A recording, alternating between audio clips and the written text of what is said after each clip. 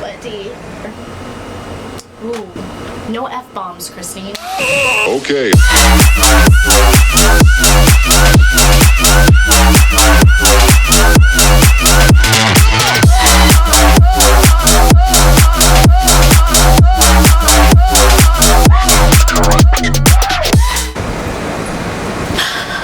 Hey, what is up, YouTube?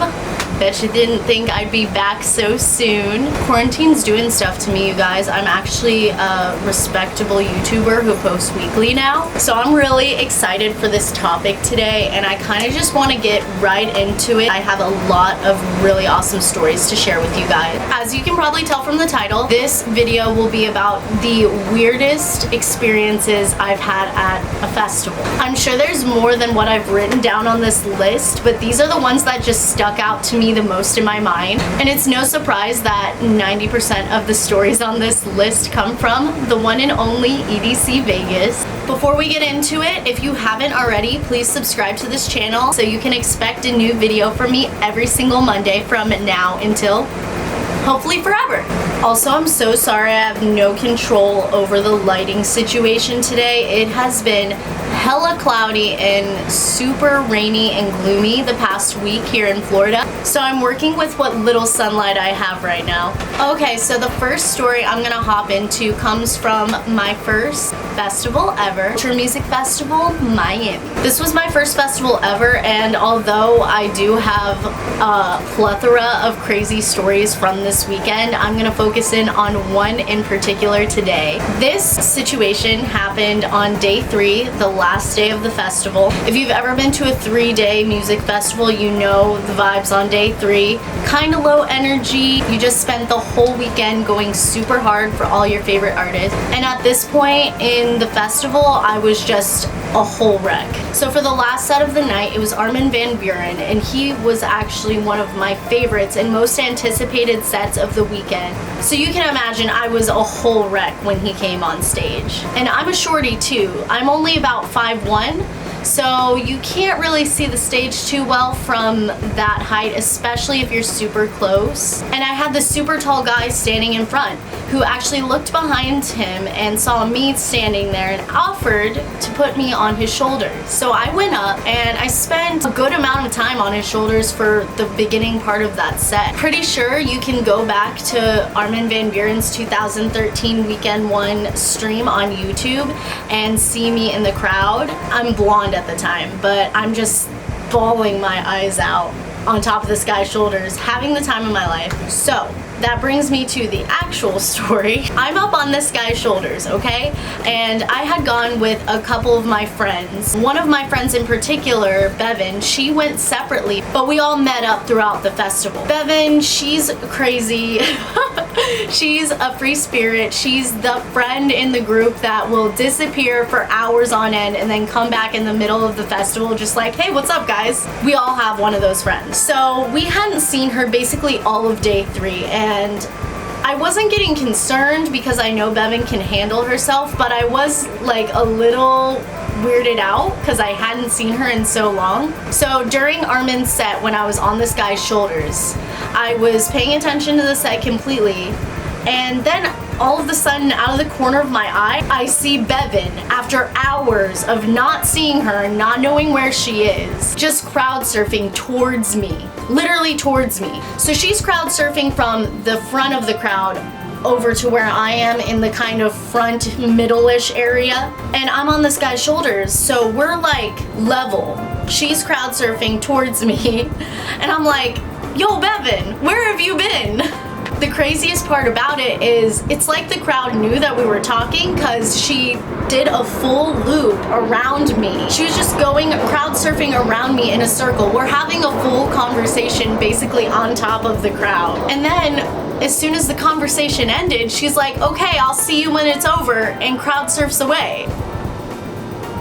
I'm sorry, that just doesn't happen every day. It was freaking nuts. And then I didn't see her till the end of the festival. I'm sure she has some crazy stories she could tell too. She has a bunch of embarrassing ones about me, so that might be tea. That might be a good video. P.S. If you've never crowd surfed at a festival before, 10 out of 10 would recommend. EDM crowds are just the perfect crowd to crowd surf in because they're not gonna drop you. Unless you have all the chads, they'll like throw you. It's a good time. Okay, moving on to our second story, and this one is coming from EDC Las Vegas 2015, aka the craziest, weirdest festival I've ever been to. There's just so much going on at EDC Vegas, it's basically impossible not to run into something fucking weird there. So at this point, I'm not quite sure which day this happened, but I just remember that it was really, really late in the night. That's all I remember. Probably like 3 or 4 in the morning. And if you've never been to EDC Vegas, Vegas goes until the sun comes up, around 6:30 in the morning. So we're about midway through the festival at this point, usually when things start to get a little weird. So I'm sitting on this bench, kind of in an area where they have a bunch of art installations, and I'm waiting for my boyfriend to come out of the bathroom. While I'm sitting there, I noticed this guy kicking around a ball in the middle of this courtyard area. And when I start to look closer, I realize that homie's in a diaper. I look and I'm like, there's no way. That's like a Speedo or something. No, he gets closer. It's a diaper. It's a diaper. He's also wearing this like striped shirt, kind of like what a kid would wear, and one of those hats that have the little spinny wheel thing. You know what I'm talking about? Like the little circle hat with the little spinny wheel. I don't even know what they're called. Dude looks like he's at least 30. And I can't tell if this guy is a performer or... So I'm watching him. He is kicking around this ball. And the longer I watch him, I realize he's in full character. This is an adult baby kicking around a ball in the middle of EDC Las Vegas at 4 in the morning. He didn't come up and talk to me specifically, but I was watching him interact with other people, and it was just like so surreal. I didn't know if I was dreaming. He was really making me feel like I had fallen asleep mid-festival and was dreaming this whole thing. So he's kicking around this ball, and he's going up to people like, you wanna play? You wanna play with my ball? And I'm just like, please don't come up to me. Please don't come up to me. But yeah, still to this day, I have no idea if that dude was a performer or just like a really committed cosplayer. All I know is that was probably one of the most surreal moments that I had at EDC Vegas. It's not a long story, but it's definitely a weird one. The next story I'm going to talk about is also from EDC Vegas. We're on our way from one stage to another, on our way to go see Carnage, I believe. That is so embarrassing to say now. If you don't know what I'm talking about, then just look up Ghastly's Twitter and scroll down a little bit.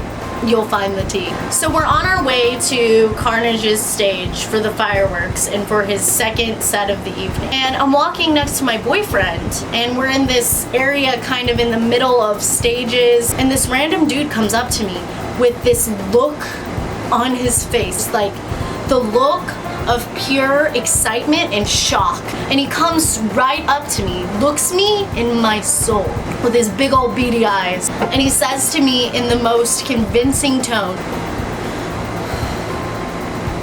I know you. And I'm just looking at my boyfriend like, I don't know this guy. I don't know what he's talking about. You know me? You know me? Are you sure? He's like, yeah, I know you. He tries to take me by the hands and drag me away. He's like, we have to go. At this point, I'm just kind of shocked and confused because he really did seem like he knew me. So he grabs me by the hand and starts pulling me away, and I had to get my boyfriend to come intervene. He basically just like pushed the guy off of me and was like, nope, sorry dude. Pulled me the opposite way, and we were off to our next stage. But yeah, that was definitely super strange. I feel like we've all been there, especially if you're having fun, some party favors. I don't know what you do. I'm not your mom. I can't tell you what to do. I feel like a lot of people have been there where they've looked at someone possibly under the influence and just was convinced that they knew who they were. So I felt for homie, and I also felt bad because he was alone, but it is what it is. I hope he's doing all right. Hope you got home safe.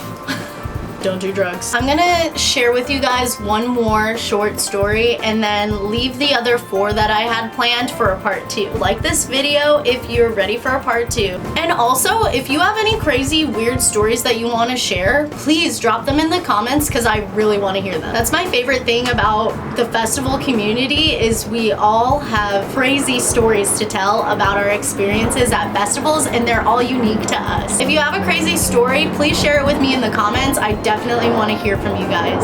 Okay, so this is actually one of the most recent weird stories that I have to tell. This actually happened at Okeechobee 2020. Still thanking the base gods that we actually got Okeechobee in 2020. It just barely made the mark. As soon as I got home from Okie, my work shut down and quarantine happened. So I'm just really grateful that I got to experience it at all. Usually the weirdest, craziest things happen on day 2 or the midday of the festival. People get a feel for the festival the first day. If you're at a camping festival, you're setting up on Thursday, you get a feel for the environment on Friday, and then Saturday, that's where it gets weird. So we're headed over to G Jones's set and we end up going midway into the crowd. Mind you, this stage is the most packed stage in the entire festival. We finally get to our group who's kind of mid-center, almost towards the front. Once we get up there, I notice that there's a huge group of people just kind of chilling right next to us. Some are sitting on the ground, some are kneeling, some are in chairs. They just look like they're having a grand old time. Comfy as hell. But midway through G Jones's set, I looked down and realized that I got a pile of people.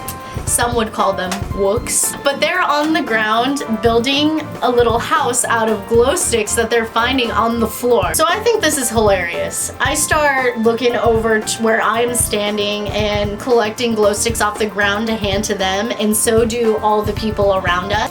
By the end of this set, they literally had a mini town built out of glow sticks and like old cans, weird shit that they found on the ground. You just see them all collaborating. There's probably like 5-6 people all huddled around this little mini town that they're building on the ground out of basically trash, and they're all collaborating on how to build it. Just like, there's a set going on, but okay. I still think it's funny. And it's kind of like those videos that you see on Wooks Doing Things. If you don't follow Wooks Doing Things on Instagram, by the way, follow it. You're welcome. Thank me later.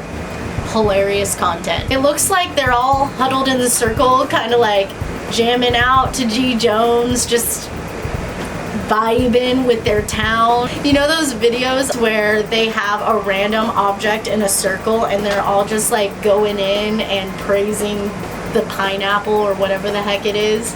That's kind of the vibe I was getting from these people who were building this town. At the end of this set, this thing was freaking massive. Like, it was so much trash, but it was all built up and like semi-organized, kind of looked like little mini houses. I don't know. I wonder how long that lasted before someone came through and just stomped it to the ground. But I really wish I got videos of this happening. I was way too involved in the set at the time to really think about taking videos. Definitely a weird experience. What made it weirder is the fact that they were all just kind of like huddled on the ground doing this in the very front of the stage. But I'm not one to judge, you know, as long as you're not hurting anyone around you, do whatever you want to do. If you're sitting on the ground though and someone comes running through the crowd and you get stomped on, that's on you, homie. It's 100 freaking degrees out here. So I'm gonna end the video here. I hope you guys enjoyed these little mini stories. I have so many more that I could tell. I just didn't want to make this video so long. So yeah, if you enjoyed it, please like for a part 2. Follow me on all my socials. I've been posting hella dance videos on my Instagram, so if you are a shuffler or a dancer, definitely check me out over there. And I will be back with another video on Monday for you guys. Thank you so much for watching. Remember to share your stories with me in the comments down below. And I will see you guys hopefully very soon on the dance floor and in my next video. Bye guys! I remember